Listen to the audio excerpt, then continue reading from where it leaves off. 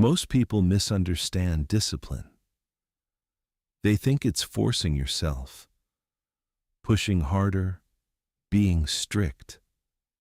But that version never lasts. Because real discipline doesn't feel like pain. It feels like clarity. Motivation comes and goes. That's normal. Discipline exists for the days motivation doesn't. Not to push you, but to decide for you. So you don't waste energy arguing with yourself. The real enemy isn't laziness, it's hesitation. That pause before starting, where you think, delay, overthink. Discipline removes that pause, and action becomes automatic.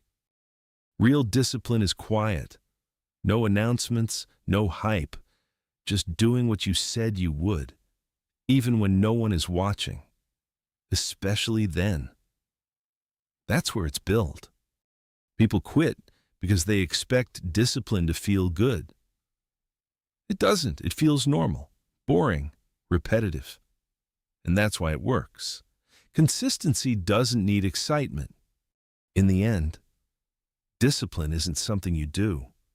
It's something you become. When showing up feels natural and quitting feels strange, that's when it's working.